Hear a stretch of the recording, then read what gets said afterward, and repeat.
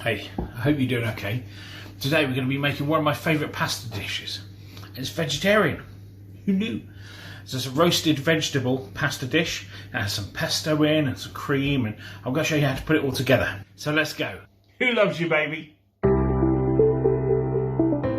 So first off, we want to be roasting our vegetables. They're simply going to be added to the cooked pasta at the end. I'm using Pappadelle pasta today. Not only do I love the sound of this word, but the pasta's awesome too. It's very thick ribbons, and each mouthful holds a load of sauce and flavour.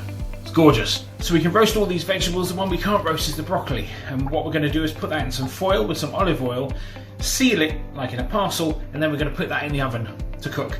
Otherwise the ends of the broccoli can burn a bit. Then we put our vegetables in the oven about 50 minutes, 180 degrees.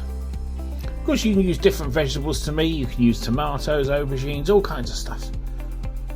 Now we cook the pasta. Mine takes 4 minutes. Check the instructions on your pasta. Might take a bit longer, might take a bit less time. Then we strain it off once it's cooked. We stick it back in the pan and add the vegetables on top. Smells gorgeous. So after adding a couple of generous spoonfuls of gorgeous pesto, top it off with some grated parmesan, the double cream and the egg yolk just to richen it up a bit, and then we stir it all together. All the pasta's coated in sauce. Can't wait to get stuck in. That's good.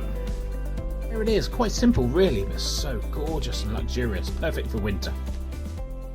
If you like this recipe, then obviously please like it. Also, you can follow me or subscribe to my channel, check out my other videos, and tell all your friends as well. Keep well, and I'll see you next time on the next recipe.